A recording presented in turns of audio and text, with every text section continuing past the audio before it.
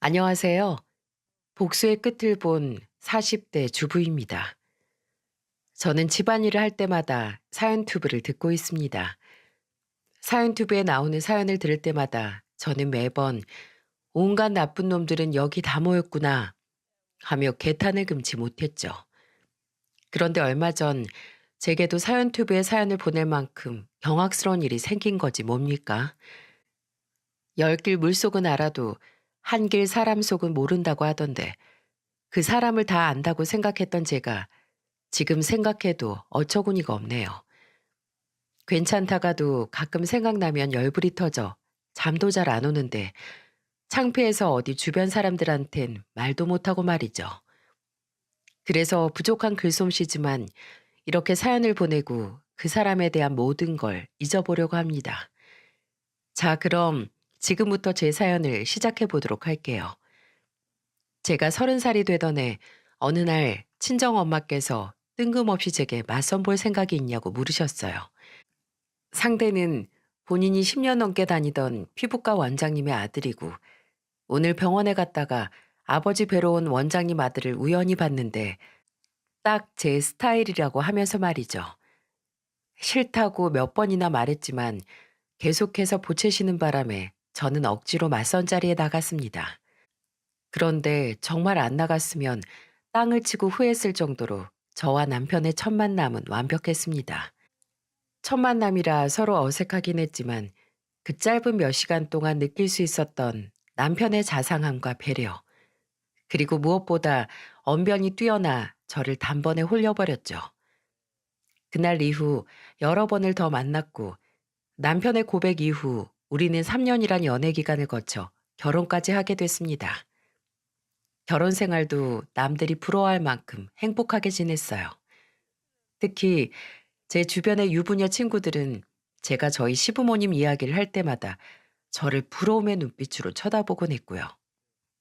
그리고 제가 좋아했던 남편의 성격은 시부모님에게 그대로 물려받은 것이었는데요. 시부모님은 하나부터 열까지 얼마나 세심하신지 이런 말 하면 안 되지만 저희 친정 부모님보다 저를 더 신경 써주셨다 해도 과언이 아니랍니다. 또 제가 결혼할 당시 시부모님이 애지중지 키우시던 남편의 하나뿐인 여동생. 그러니까 시부모님께는 막내딸이 결혼하고 바로 미국으로 이민 가는 바람에 시부모님의 사랑은 제가 독차지한 거나 다름없었죠. 그래서인지 제가 시댁에 놀러라도 가는 날이면 시부모님께서는 귀한 손님은 편히 앉아만 있어라 하시고 허드렛 일은 다 제 남편만 시키셨는데 그런 모습도 시부모님이 제 편이신 것 같아 괜히 기분이 좋았습니다. 시부모님, 그리고 자상한 남편 덕에 결혼 생활 내내 마음이 편했던 저는 결혼한 지 1년 만에 첫째 아들을 낳고 3년 뒤에는 둘째 아들을 낳았어요. 시부의 말씀대로라면 남편 집안은 남자가 귀한 집안인데 제가 아들을 연달아 2명이나 낳았으니 시부께서는 세상을 다 가지신 듯 좋아하셨죠. 그리고 하루라도 손자들을 안 보면 눈앞이 아른거린다고 하셨는데 그런 마음을 참고 참으셔서 일주일에 3번 정도는 우리 집에 오셔서 아이들과 함께 놀아주기도 하셨고요. 시부모님이 집에 자주 오면 부담되지 않냐 하실 텐데 아니요. 저는 오히려 시부모님이 집에 오시는 게 너무 좋았습니다. 제 시부모님은 집에 오실 때마다 저한테 용돈도 주시면서 친정 부모님을 뵙고 오거나 친구들이랑 놀고 오라고 해주셨기 때문이죠. 정말 저는 복받은 며느리였습니다. 그리고 가와 만사성이라고 집안이 화목하니 남편의 일도 잘 풀리기 시작했어요. 제가 둘째를 낳았을 때쯤 남편은 서울의 성형외과를 개업했는데 남편이 실력도 좋고 입소문도 났는지 단기간에 병원을 찾는 사람들이 많아졌습니다.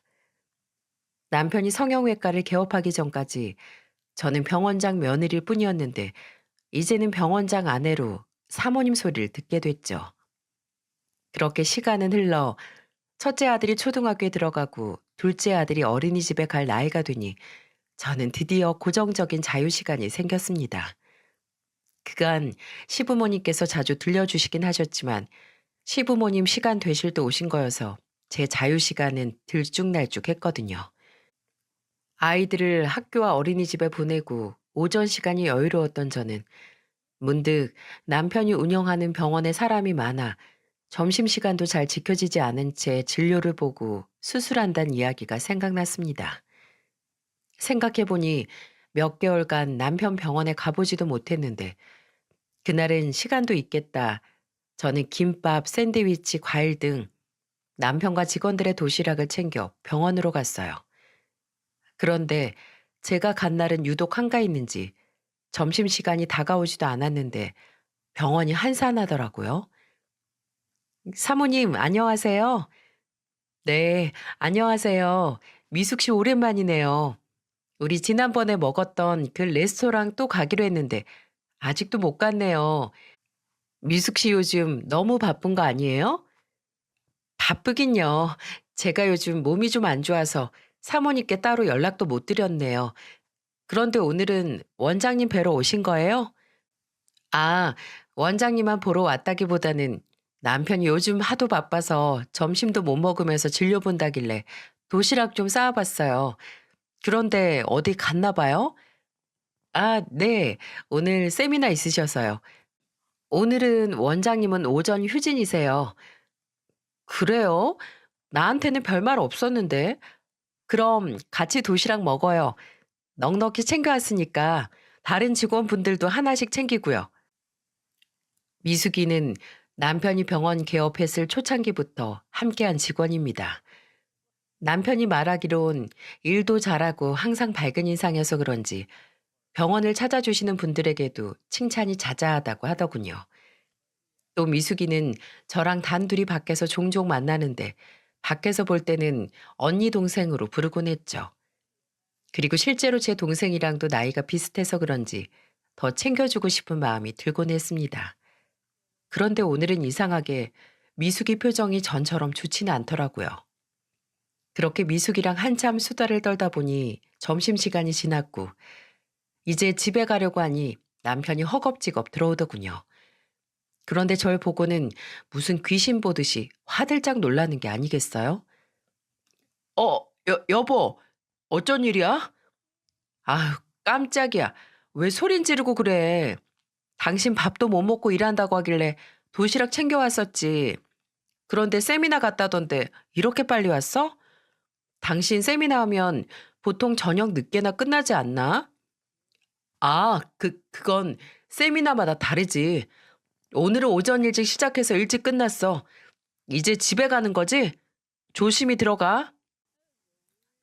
이제 막 인사했는데 조심히 들어가라며 제 등을 미는 남편이 뭔가 미심쩍긴 했지만 곧 오후 진료 시작하는 시간이라 그런가 하고 그날 전 바로 집으로 돌아왔습니다.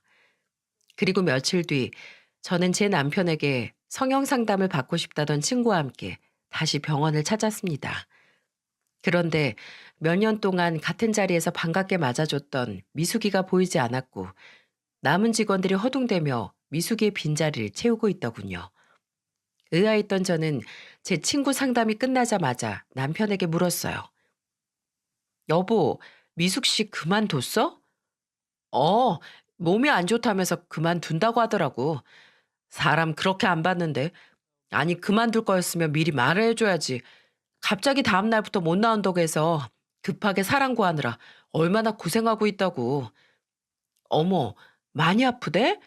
미숙 씨가 그럴 정도였으면 심하게 아픈 걸 텐데 어디가 아픈지 물어봤어? 아, 몰라. 처음부터 같이 했던 직원이라 내가 이 사정 저 사정 많이 봐줬는데 어떻게 마무리를 이렇게 하고 나가는지. 이래서 직원들한테 잘해줄 필요가 없다니까. 여보, 무슨 말을 그렇게 해. 이 병원 처음에 홍보도 안 되고 그랬을 때 미숙 씨가 얼마나 열심히 했는지 누구보다 잘 아는 사람이. 그리고 당신 안 그러다가 요즘 말을 왜 그렇게 정없이 해? 친구랑 같이 듣기 민망할 정도네. 아니, 당신은 미숙 씨가 어떤 사람인지도 모르면서 왜 무작정 그 사람 편을 드는 건데? 뭐라고? 그래, 어디 말해 봐봐. 미숙이가 어떤 사람인데? 아, 됐어. 어떻긴 뭘 어때? 직장을 그렇게 하루아침에 그만둔다고 하는 사람이면 말 다 한 거지. 요즘 일자리 구하는 게 하늘의 별 따기인데 복에 겨운 거지 뭐. 친구분 상담은 다 끝났으니까 잘 생각해 보시고 제 아내 통해 다시 연락 주세요. 제가 만족스럽게 잘해드릴게요. 그럼 조심히 가세요. 제게 늘 미숙이만큼 일 잘하는 직원이 두 명만 있어도 병원 하나를 더 세울 수 있다며 칭찬을 아끼지 않던 사람이었는데 남편의 갑자기 확 변해버린 태도에 전 이해하지 않을 수 없었습니다. 그리고 남편 말대로 인수인계할 사람도 뽑아놓지 않고 돌연 관둔다고 나가버린 미숙의 행동도 이해가 되지 않았죠. 그래서 전 집으로 돌아가 미숙이에게 전화를 걸었어요. 그런데 진짜 무슨 일이라도 있는 건지 미숙이는 제가 수없이 남긴 부재 중에도 전화 한 통 걸려오지 않았습니다. 그리고 심지어 나중에는 제 번호가 차단되기라도 했는지 통화 연결음이 한두 번 울리고는 바로 상대가 전화를 받을 수 없다며 끊겨버렸죠. 옛말에 든자린 몰라도 난자린 티가 난다고 미숙이가 갑자기 그만두니 덩달아 남편도 많이 바빠졌어요. 남편은 야근하고 집에 들어올 때마다 미숙이의 욕을 어찌나 하던지요. 처음에는 남편 말을 듣다 보니 저도 감정이입이 됐습니다. 그래서 저랑 개인적인 친분도 두터웠고 둘만의 추억들도 있었는데 제게 아무 말도 없이 관둔 미숙이가 미웠죠. 그런데 왜 좋은 얘기도 여러 번 하면 듣기 거북한데 남편이 저렇게 시도 때도 없이 얘기하니 이제는 미숙이를 떠올리기도 싫어지더군요. 그렇게 남편의 미숙이 욕은 미숙이가 그만두고 한 달쯤 지나서야 멈췄습니다. 그리고 며칠 뒤 저는 남편 병원 근처에서 브런치 모임이 있어 나갔다가 생각보다 빨리 끝나는 바람에 남편 병원 직원들에게 줄 간식을 사서 병원으로 갔죠. 그때가 오후 진료 시작 15분 전이었는데 다들 밥 먹느라 아직 안 들어왔는지 병원이 조용하더군요. 저는 기다리면 오겠지 뭐 하는 생각으로 대기실에 앉아 있었는데 병원 끝쪽 탕비실에서 남편이 껄껄거리면서 웃는 소리가 들리더군요. 남편은 혼자 밥 먹는 걸 좋아해서 직원들이 밥 먹으러 나가면 간혹 탕비실에서 혼자 밥을 먹곤 했는데 저는 그날도 그런 줄 알았습니다. 하지만 탕비실 근처로 가보니 웬 낯선 여자의 웃는 목소리도 들리는 게 아니겠어요? 저는 순간 이게 뭔가 싶어서 탕비실 문을 확 열어젖혔죠. 어, 당신이 여기 웬일이야? 당신 요즘 말투가 영 이상하네. 지난번에는 나한테 어쩐 일이라고 그러질 않나. 오늘은 웬일이냐 그러고. 내가 뭐 못 올 때 오는 사람도 아닌데 말이야. 당신이야말로 여기서 뭐 하는데? 이 여자분은 누구고?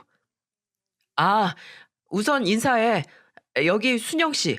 새로운 직원분이야. 새로 왔다고?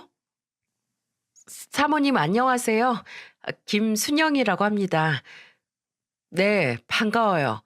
그런데 난 사람을 새로 뽑았다는 얘기를 못 들어서 제가 오해할 뻔했네요. 이 사람도 참, 내가 뭐 직원 뽑고 안 뽑고를 당신한테 일일이 얘기해야 돼? 뭐? 아니, 뭘 그렇게까지 말을 하고 그래? 그것도 새로 왔다는 직원 앞에서? 아, 됐어. 순영 씨, 제가 말한 대로만 해주면 아무 문제 없어요. 그리고 그만둘 거면 적어도 2주 전에는 미리 말해주고요. 알겠죠? 순영 씨 전 사수가 갑자기 그만두는 바람에 우리가 아주 힘들었다고. 네, 알겠습니다. 그럼 이만 나가봐요. 저는 이상하게 지난번부터 남편의 말투가 영 거슬리더군요. 제가 처음 남편한테 반했던 건 자상한 말투였는데 시간이 지나면 지날수록 자상의 자자도 없어지는 남편이 점점 꼴보기 싫어졌어요. 그리고 전에는 병원장 사모면 직원들한테도 잘 보여야 한다면서 무슨 기념일이나 행사 때마다 간식 바리바리 싸들고 오게 하더니 이제는 툭 하면 어쩐 일이냐는데 정말 정이 떨어지더군요. 그래서 전 그날 이후 남편 병원에 발길을 끊어버렸죠. 그리고 한 10개월쯤 흘렀을까? 집에서 TV를 보는데 미숙이한테 전화가 왔습니다. 갑자기 병원을 그만두고 저와의 연락도 끊어버린 미숙이가 믿긴 했지만 그간 오래된 정이 있어서 저는 미숙이의 번호를 지우지 못하고 있었거든요. 그리고 저는 결국 전화를 받았죠. 미숙아, 어떻게 된 거야? 왜 그동안 연락이 안 된 거냐고. 남편 말로는 아프다고 했다는데 어디가 아픈 건데? 많이 아파? 언니, 나도 말 좀 하자. 그동안 연락 못해서 미안해. 사정이 좀 있었어. 그런데 내가 아프다고 했다고? 사정? 무슨 사정? 뭐 안 좋은 사정인 거야? 아, 남편이 네가 몸이 안 좋아져서 갑자기 그만뒀다고 하더라. 내가 그 말 듣고 얼마나 놀랐나 몰라. 몸이 어디가 어떻게 안 좋으면 나한테 아무 말도 없이 그렇게 하루아침에 그만두나 싶어서. 지금은 괜찮아진 거야? 괜찮아졌지. 아, 언니. 그런데 오랜만에 전화해서 이런 말 하기 그런데 나 돈 좀 빌려줄 수 있어? 한 20만 원만? 돈? 뭐 빌려줄 수야 있는데 20만 원? 그럼 너 지금 20만 원도 없다는 거야? 무슨 일인데? 나 애기 분유랑 기저귀 좀 사야 해서. 뭐? 애기? 누구 애기? 네 애기? 너 애기 낳았어? 어, 이제 한 100일 정도 됐어. 세상에, 축하해, 얘. 남편은 누구야? 그럼 너 결혼하느라 그만둔 거구나? 결혼식에 나 왜 안 불렀어? 아, 결혼식은 가족들끼리 식사하는 걸로 대신했어. 부르지 못해서 미안해.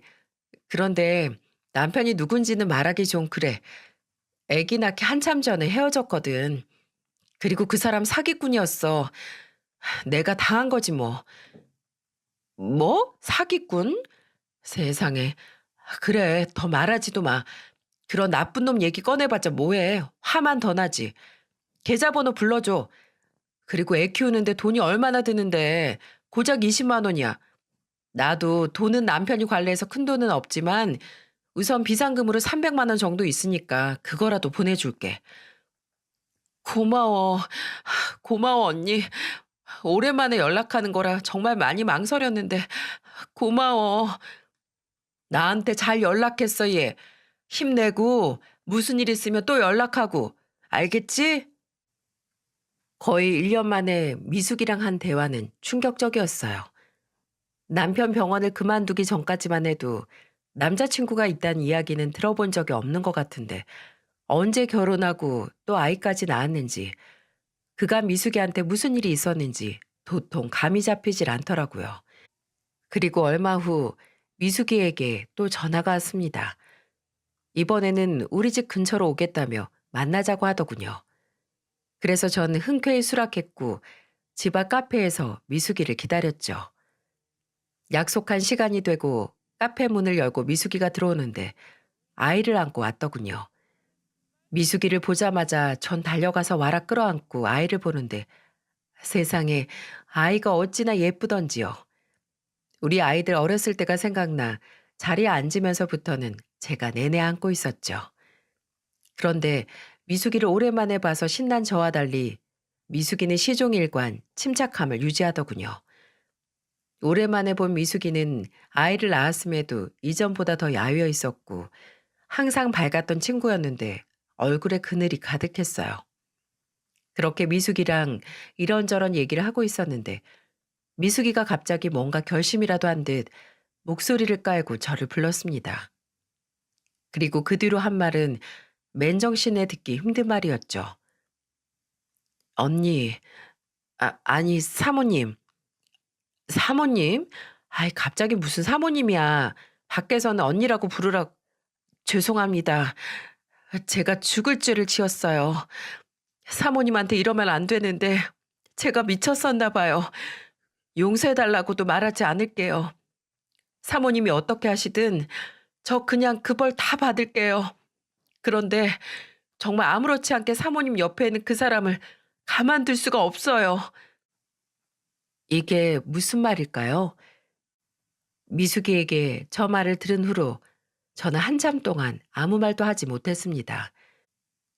1년 만에 나타나서 갑자기 죽을 죄를 지었다며 무슨 벌이든 받겠다는데 이게 대체 무슨 상황이지? 하고 고개를 떨구는데 갑자기 저한테 안겨있던 미숙이 아이가 보이는 게 아니겠어요? 여자의 촉은 무섭다던데 너 혹시? 속으로 아니길 빌며 저는 미숙이와 제 품에 안겨있는 이 아이를 번갈아 가면서 봤습니다. 설마요. 설마 그럴 리가 있겠어? 하고 마음을 다잡는데 미숙이 입에서 나온 말은 제 설마를 처참히 밟아버리더군요. 맞아요. 그애 병원장님 애예요. 죄송해요, 사모님. 뭐? 뭐가 맞아? 내가 안고 있는 이 애가 내 남편 애라고? 엄마는? 엄마는 너고? 네.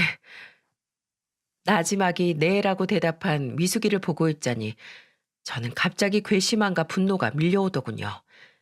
그리고 아이를 잡고 있던 한 손을 풀어 미숙이의 뺨을 내리쳤습니다. 그런데 미숙이는 제게 맞을 걸 각오라도 했다는 듯 아무 미동 없이 바닥만 보고 있었죠. 그 모습에 분한 저는 뺨을 한 대 더 내리쳤고 이번에는 미숙이가 눈물을 흘리기 시작했어요. 사모님, 죄송해요. 그런데 이렇게 다 말하고 차라리 몇 대 맞는 게 더 낫네요. 뭐? 지금 내 기분을 이렇게 그지같이 만들어 놓고 너는 고작 몇 대 맞은 거로 죄책감 덜었다 이거야? 너 내가 이걸로 끝낼 것 같아? 내가 널 얼마나 믿었는데 네가 나한테 이럴 수가 있어. 아니에요. 죄책감을 덜었다뇨. 아마 평생 가도 전 이 죄책감 못 덜어요. 너, 그런데 나한테 이걸 인제 와서 말한 이유가 뭐야? 평생 숨길 수도 있었을 텐데 뭐 때문에 말하는 거냐고. 얼마 전 제가 사모님께 돈 빌려달라고 연락드렸을 때요. 저 그때 배고프다고 칭얼거리는 아이가 너무 불쌍해서요. 정말 그러면 안 되는데 생각나는 사람이 사모님밖에 없어서 엄치도 없이 연락드렸던 거였어요. 그런데 앞뒤 안 따지시고 1년 만에 전화한 제게 갑자기 큰돈을 턱 보내주시는 사모님을 보는데 이건 정말 아니더라고요. 그래서 늦었지만 지금이라도 바로잡고 싶었어요. 하, 맞네. 나는 네가 내 남편이랑 불륜 저지른 것도 모르고 너한테 몇백만 원이나 턱 보내줬네. 진짜 머저린 나였어. 나 원참. 사모님, 그러지 마세요. 다 제 잘못인걸요. 그런데 너는 뭘 바로잡고 싶다는 거야? 나한테 뭐 남편이라도 내놓으라고 하겠다는 거야? 살면서 이런 배신감을 느꼈던 건 처음이었습니다. 미숙이는 남편의 병원 직원이기도 했지만 제게는 진짜 친동생이나 다름없었어요. 그래서 1년 만에 돈 빌려달라고 온 연락에도 기꺼이 보내줬는데 이런 제 진심도 모르고 제 뒤에서 남편이랑 불륜이나 저지르고 있었을 생각을 하니 피가 거꾸로 솟는 기분이었죠. 그런데 지금까지 미숙이가 제게 했던 말들은 뒤에 이어질 말에 비하면 세 발에 피었습니다. 아니요. 남편을 내놓으라뇨. 솔직히 말하면 사모님 남편 조도 안 가질 사람이에요. 뭐? 조도 안 가질 놈이랑 불륜은 왜 저지르는데? 너 지금 나랑 장난하니? 저도 피해자니까요. 그래서 바로잡고 싶은 거예요. 사모님, 제가 비밀 하나 알려드릴까요? 정말 미숙이의 말이며 행동 하나하나가 절 얼마나 돌게 만들던지 이번에는 갑자기 제게 얼굴을 쭉 내밀며 비밀을 알려주겠다는데 마치 절 시험하는 것 같더군요. 나를 속이고 내 남편과 그런 짓을 해서 애까지 낳은 여자의 말을 더 어떻게 믿을 수 있겠냐만 그래도 한번 들어보기로 했죠. 사모님, 사모님 남편, 그러니까 병원장이요. 그놈 스폰서예요. 뭐? 스폰서? 지금 무슨 말을... 사모님, 사모님 남편 성형외과에 연예인 되겠다고 성형수술하러 오는 애들이 얼마나 많은지 모르시죠? 그런데 갑자기 얼굴만 예뻐진다고 벼락스타가 될 수 있겠어요? 성형수술 받고 예뻐지면 이제부터 오디션 보러 다니고 그러는데 그 사이 무슨 돈이 있겠냐고요. 성형수술 하느라 큰돈 나갔겠다. 당장 생활비도 없겠다. 그런 애들은 아주 미치는 거죠. 그런데 그때 딱 사모님 남편, 그러니까 병원장이 지원해 주겠다고 하는 거예요. 안 그래도 병원장 수술 덕에 본인들 예뻐져서 신뢰가 높아져 있잖아요. 그런데 그런 병원장이 본인 외모도 인정해주고 또 유명해질 때까지 용돈도 대주고 한다고 만나자는데 거절할 애가 몇이나 있겠어요? 너, 너 지금 무슨 말 하는 거냐고? 내 남편이 이 여자 저 여자한테 돈이나 퍼주고 있었다는 거야? 네, 바로 그거예요. 그것도 총각 행세를 하면서 그러고 다녔다는 거죠. 그럼 너도 돈 받았니? 그래 놓고 네가 무슨 피해자라는 건데? 아니요, 사모님. 전 하늘에 맹세코 돈 안 받았어요. 제가 피해자라는 건 병원장이 사모님이랑 이혼했다고 했었거든요. 미숙이의 마지막 말에 저는 뒤통수를 한 대 얻어맞은 것 같더군요. 이혼이라뇨? 이게 무슨 말 같지도 않은 소리인가 싶었어요. 그때 제 표정을 읽은 미숙이는 그간 있었던 일을 제게 하나하나 꼼꼼하게 알려줬죠. 어느 날부터 병원장이 제게 추파를 막 보냈어요. 다른 직원들이 있는데도 제게 슬쩍슬쩍 스킨십을 하고 또 일 끝나고 한잔하는 게 어떻겠냐면서 계속 연락을 해오더라고요. 몇 번은 그냥 무시했는데 같이 일하면서 매일같이 무시하는 게 쉽지는 않더라고요. 그래서 만나서 제대로 말해야겠다 싶어서 하루는 만났어요. 그런데 역시나 제게 그동안 계속 마음이 품고 있었다면서 자기랑 만나보는 게 어떻겠냐고 하더라고요. 저는 그때 정말 병원장이 정신병이라도 걸린 줄 알았어요. 사모님이 뻔히 있는데 이게 무슨 개소린가 싶었죠. 그런데 병원장이 나지막이 나 이혼했어 라고 하더라고요. 저는 너무 놀라서 언니랑 이혼했다고요? 왜요? 라고 물었더니 글쎄 아내한테 다른 남자가 생겼어 라고 하는 게 아니겠어요? 뭐?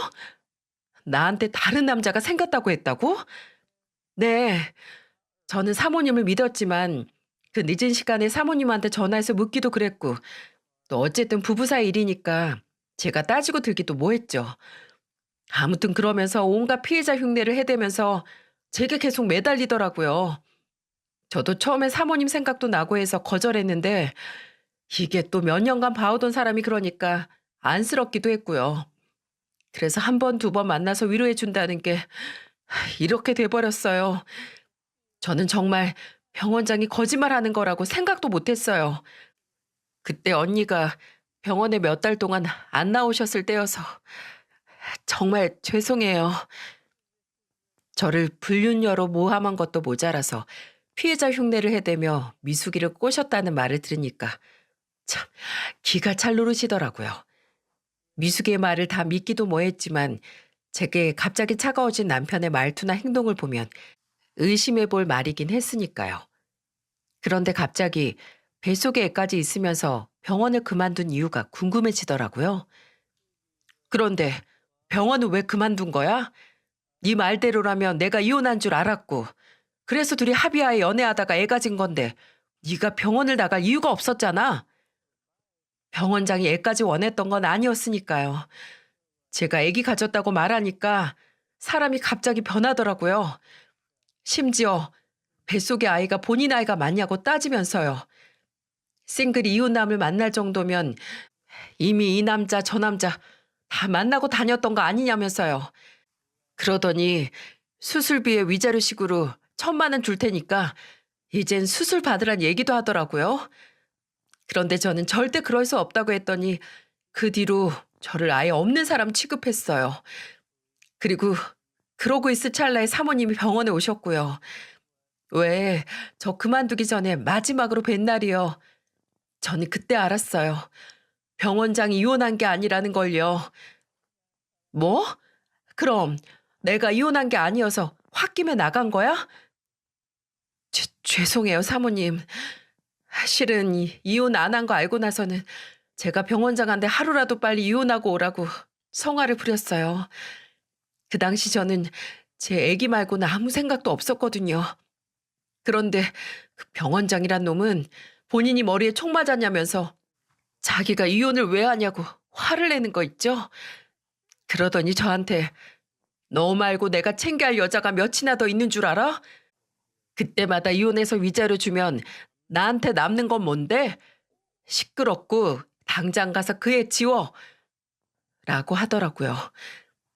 저도 그때 병원장 그놈 입으로 알았어요.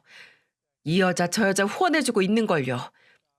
모든 걸 알고 나니까 이런 놈한테 빠진 제가 너무 부끄럽더라고요.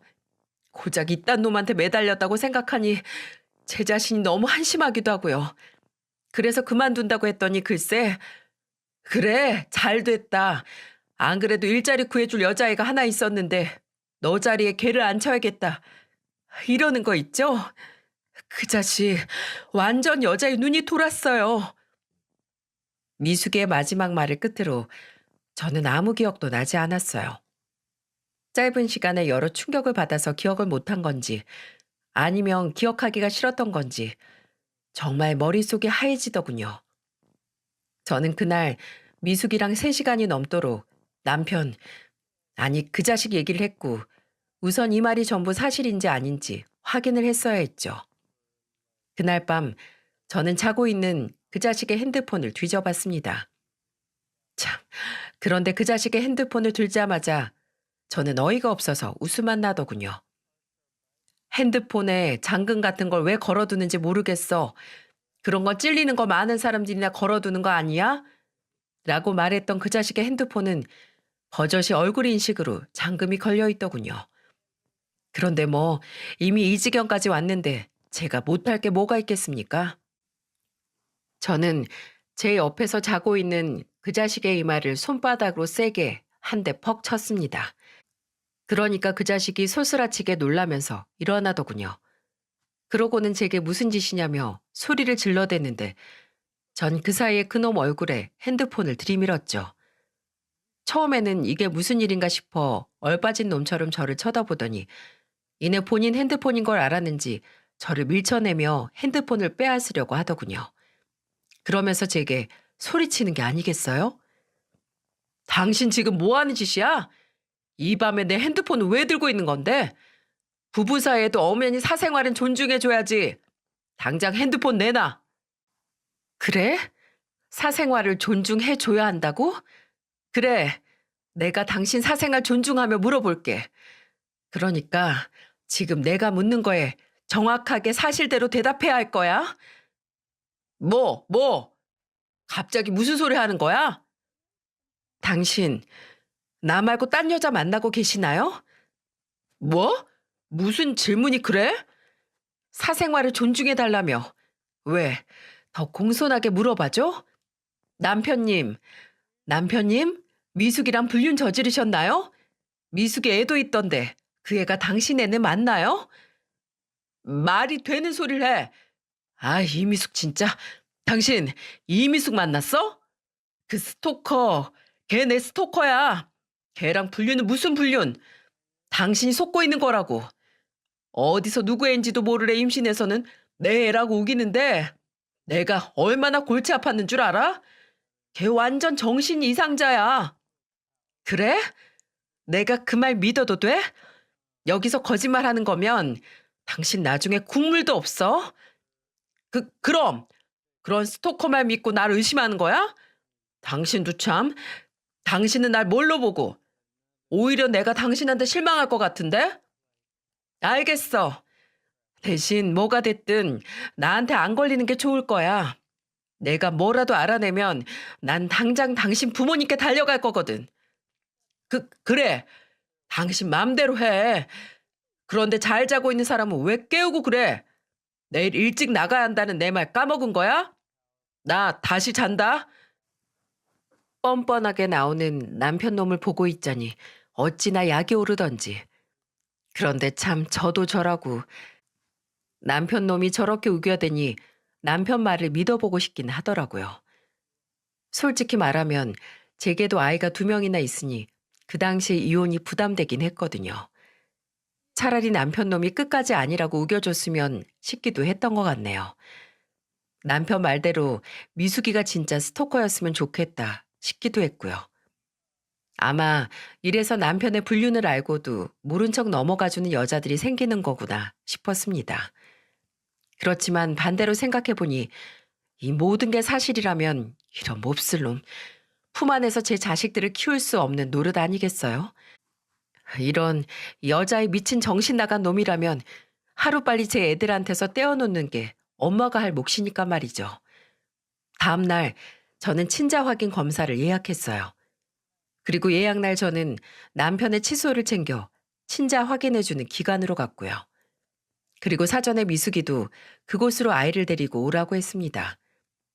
남편의 말이 맞다면 미숙이가 샘플을 조작할 수도 있다고 판단했던 저는 그 자리에서 직원의 도움을 받아 미숙이 아이의 입에 면봉을 넣고 샘플을 채취했어요. 그리고 이틀 정도 뒤에 검사 결과를 받았는데 정신 이상자는 미숙이가 아닌 제 남편 놈이란 걸 확실하게 알 수 있었죠. 네, 맞습니다. 미숙이가 데려온 그 아이가 제 남편 놈의 친자식이 맞더군요. 세상에 아무리 불륜이라지만 제 친자식을 낳은 여자를 스토커, 정신 이상자로 몰아가는 게 말이나 되는 소리입니까? 게다가 본인 아이가 맞냐고 미숙이를 몰아붙이고 그리고 뭐요? 싱글이 이웃남을 만날 정도면 이미 이 남자 저 남자 다 만나고 다녔던 거 아니냐고요? 나 참 어이가 없어서 아내가 있고 애가 둘이나 있는 놈이 이웃남인 척 싱글 여자 만나 임신시켜 놓고 모른 척 배째라는 건 인간이 할 짓인가요? 제가 미숙이를 옹호하는 건 아니지만 정말 제가 살 맞대고 자던 놈이 이런 저질 같은 사람이었다고 생각하니 그 인간한테 닿았던 제 살들이 다 쭈뼛쭈뼛 서는 것 같아 소름이 끼치더군요. 저는 그 길로 친자 확인서를 들고 시부모님께 갔습니다. 그 당시 시부께서는 병원을 정리하시고 시모랑 전원주택에서 살고 계셨는데요. 그 조용하고 평화롭던 곳이 제 등장으로 인해 산산조각났죠. 영희야, 네가 이 시간에 여긴 무슨 일이니? 아버님께 보여드릴 게 있어서 왔어요. 저는 가방에서 친자 확인 결과 보고서를 꺼내 시부모님께 보여드리며 이렇게 말했습니다. 한쪽은 아버님 아들이고 한쪽은 아버님 아들의 자식이에요. 눈이 평소보다 더 커진 시부모님은 종이를 뚫어져라 보는데 사람은 보고 싶은 것만 본다더니 친자 확인서에 있는 성별에 눈이 꽂히셨더라고요. 평소 제게 손녀딸은 언제 볼 수 있는 거냐며 노래를 부르셨는데 하필 미숙이가 낳은 애가 딸이었거든요. 본인 아들이 파렴치한 사람이라는 걸 알 리 없던 시부모님은 제게 이러더군요. 세상에, 드디어 딸을 낳은 거니? 아니, 그런데 언제? 나는 너 배부른 걸... 맞죠? 저 배부른 거 보신 적이 없으시겠죠? 제가 딸을 낳은 건 더더욱 보신 적이 없을 테고요. 그럼 이 아이는 뭘까요? 아버님, 어머님? 제 물음에 아무 대답 못하는 시부모님을 보고 있자니 내가 괜한 일을 한 건가 싶었는데 뒤에서 시부모님네 현관문을 열고 허겁지겁 뛰어들어오는 남편놈을 보자니 다시 혈압이 오르더군요. 당신 여기서 뭐 하는 거야? 나하고 얘기해, 나하고. 내가 말했지. 걸리지 말라고. 미숙이가 데리고 있던 애 당신 친자식 맞던데? 당신 부모님이 그렇게 기다리던 손녀딸. 당신 번거로울까 봐 내가 직접 애 데리고 가서 친자 확인도 끝내서 왔어.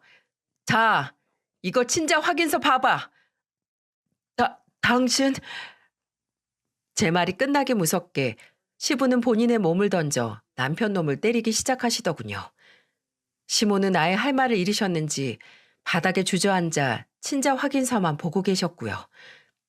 정말이지 시부모님께는 죄송했는데 그래도 매도 먼저 맞는 게 낫다고 뒤이어 터져나올 일들도 제가 하나하나 알려드렸어요. 아버님, 진정하세요. 아직 할 말이 더 남았거든요.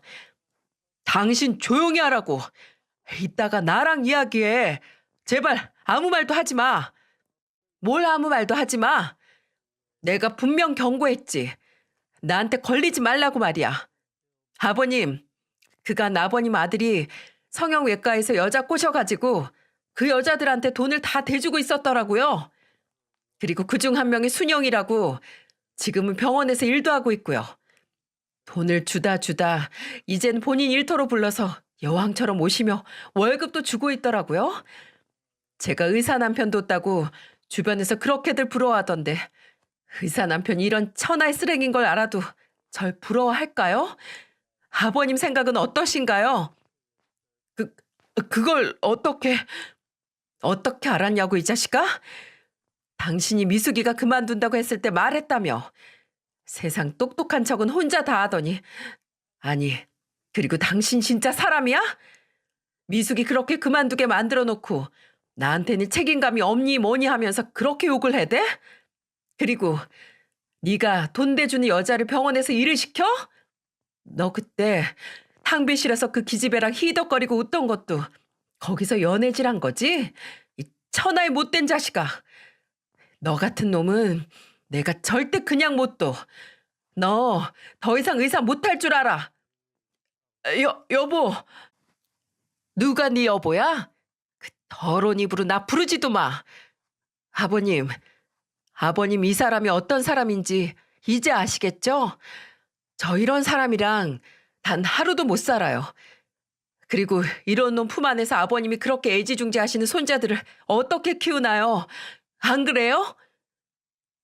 제 말에 더 이상 대꾸할 힘도 없으셨는지 아버님은 휘청거리시는 몸을 이끌고 본인 방으로 들어가셨어요.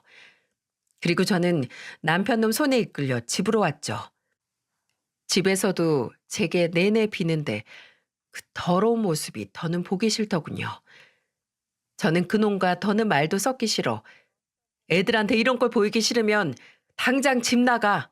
라고 소리쳤고 꼴의 지도 아빠라고 애들한테 창피하긴 싫었는지 드디어 집을 나가더군요. 그리고 다음 날 시부모님께서 저를 찾아오셨죠. 영희야, 내가 미안하다. 고작 저런 놈을 아들이라고 낳아놓고 너한테 보낸 거. 내 그게 제일 큰 죄다. 모든 걸 다 알았을 때 네 심정이 어땠을꼬. 다 내 죄다. 다 내가 잘못 키운 죄야. 내 아들 용서하란 말은 안 한다. 대신 네 분 풀릴 때까지 할 수 있는 모든 걸 다 동원해서 네 한 풀거라. 꼭 그렇게 해. 저런 놈이 무슨 남편이고 아빠고 또 병원장이 될 수 있겠니? 모든 곳에서 저런 놈은 수치다. 그리고 오늘부로 나한테도 더 이상 아들은 없다. 나도 그런 자식 내 아들로 두기 싫구나. 그리고 내 손자들한테도 저런 아비는 없어야지. 그래야지. 그러니 네가 혹여라도 저 자식 새치여에 놀아나지 않았으면 좋겠구나. 그 말 하려고 왔다. 아버님, 감사해요. 전 혹시라도 아버님이 그 사람 편 드실까봐, 그럴까봐 정말 걱정 많이 했어요. 그렇게 되면 제가 아버님마저 미워해야 하는 상황이 생기니까요. 정말 제발 그러지 않기만을 바랬는데 정말 감사해요, 아버님. 아니다. 내가 오히려 너한테 미안하고 고맙구나. 저런 놈한테 넘어가지 않아줘서 고마워. 연애 때부터 결혼 생활 내내 언제나 제 편이셨던 아버님은 마지막까지도 제 편을 들어주셨어요.